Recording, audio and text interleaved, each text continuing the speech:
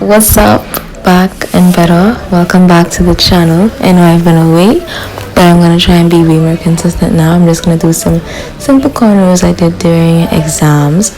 So first, I'm just gonna split my hair into 2 sections before we begin.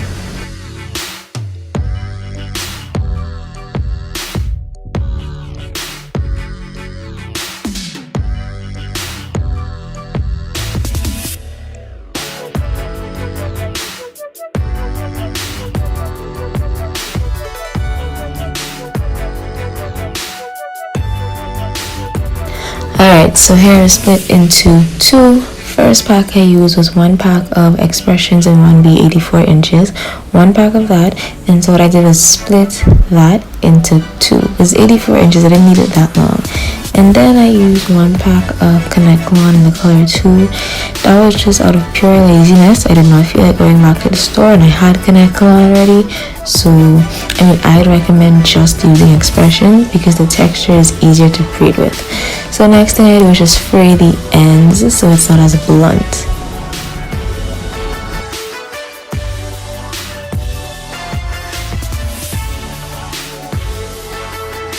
Alright, we already have our hair in 2 sections, so you go to one of those sections and you split that into half.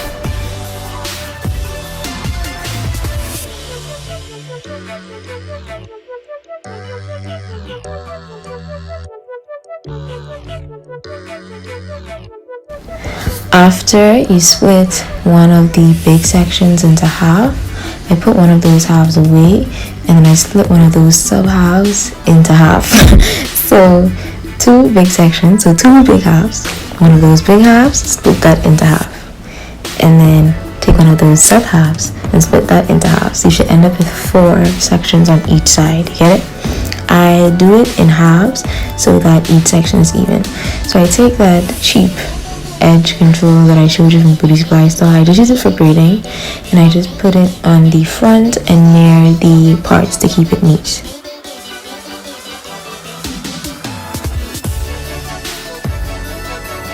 Alright, now it's time for the fun part. Most people do stitch braids where the entire cornrow kind of looks stitched in, but to make this simpler, I just took the end of my rat tail comb and made like 3 to 4 cuts in each section to get that stitch effect in the front without having to do it the entire way through. This is way easier and doesn't take as long. So I just split one of those, cuts, I guess, that I made in the front into 3 sections, and then I begin to cornrow. The finger that I use as my guide is my pointer finger, so you notice that I would use that to go in between each section. I have another video where I did cornrows. Hopefully you know how to cornrow, or I can catch on from this. I did slow it down, and notice that I took the piece of hair and fed it under my pointer finger. So I'd recommend just having that one finger that you use to always take the hair up with. It makes this process way easier. I'm taking small sections and feeding them under my pointer finger and then braiding it in, and as you can see, I'm getting that slight stitch effect in the front, which looks really neat without having to do all that hard work of actually doing stitch braids. So from here, I just kept feeding in, and the sections that I fed into the cornrow got bigger as I went down further into the braid. So I'm just going to slow this part down and let you watch this one, and then I'll come back and go over another section.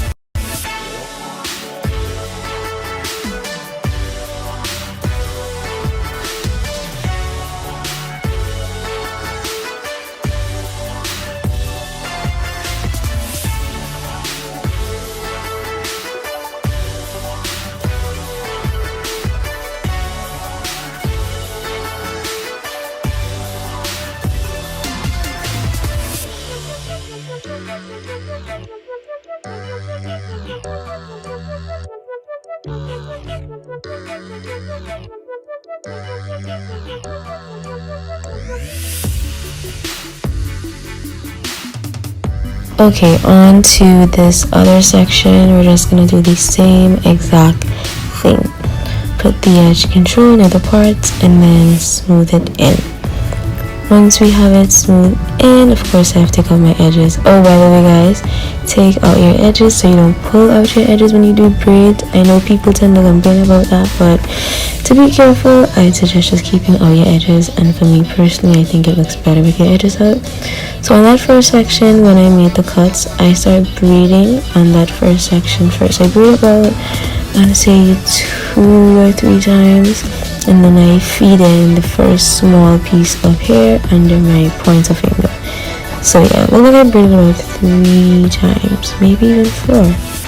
Let's just go with 4. And then feed in the first section. The reason why I braid 3 to 4 times first is that it looks more natural, and when you braid in the same spot, because I was still braiding in the first section, when you braid in the same spot, it anchors better and it looks neater than you just braiding straight back 1, 2, 3. I hope you get what I'm saying, and you see me grabbing hair from each of those pieces that I cut with the comb to give the feeding effect in the front. So I'm going to let you watch this one as well, and when we get to the other side we can go over it again.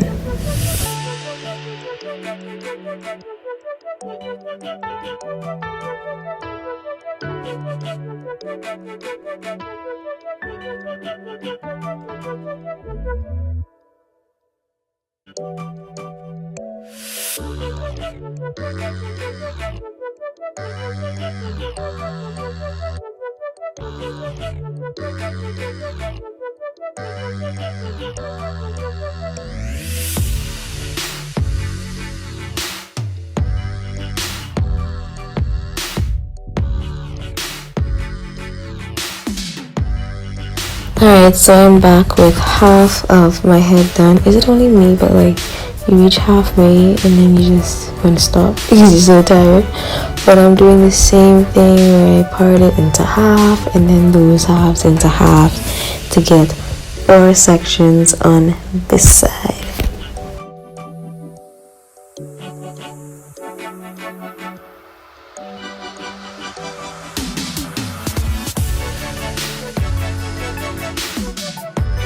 Okay, I ended up just parting the sections like off camera.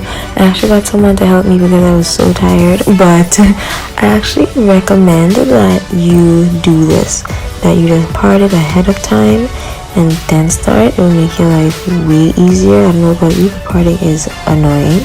So same thing, we split it into 2 halves, split those into halves, and now we're on one of those 4 sections that we have on this side. Smooth the edge control in. You see that I'm on the first cut that I made to get the stitch, and what you see is me braiding in that same spot. Notice I'm not going back. I'm actually braiding in that same spot 3 to 4 times and then adding the hair. And after I feeding the hair under my index finger, I begin to braid backwards, and I continue that. As I go back, the sections that I feed in, they become bigger and I add them more frequently. That's how the front of my braids look thin and natural, and when you get to the back, it gets bigger. So just keep that in mind while doing this. What that does is you notice that the front of my braids are pretty like thin, but as they go down to the back they get really thick, so I would add these big sections pretty often as I braid more.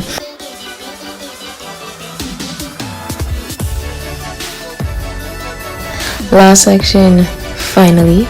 So now we're gonna go over this section like we did the rest. Took out my edges as I mentioned, so I don't pull them into the braid and lose them. Then smoothing the edge control like I did before, make my cuts and braid in the same spot and then braid backwards. Some people learn more when I just, be quiet and let them watch. So I'm just gonna let this part play so that you can slow it down, go back over it, and catch on to it if you didn't catch it from the other sections.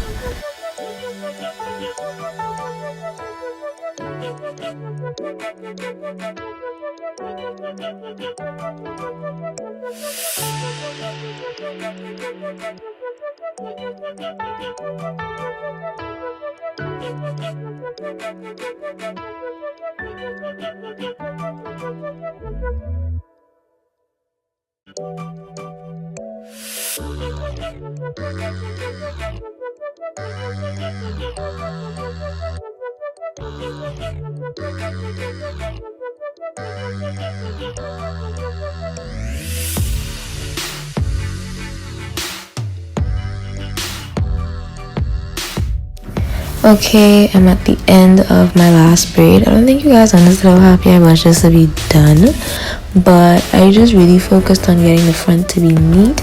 Now what I'm doing is sewing the braids together, black thread and your weaving needle. This is so that it stays neat when you do cornrows, depending on how you braid and how tight you braid. As your real hair starts to grow out, the braids like lift up and they move apart and they don't stay all together. So I normally just sew the braids together so that no matter what, they all look uniformed even when your hair grows out. So I go under and over each braid and just, get them all neat. Then when I'm done, I clip off the excess thread from the sides. Oh, by the way, when I reach the last braid, I actually knotted it 3 times just to keep the thread steady.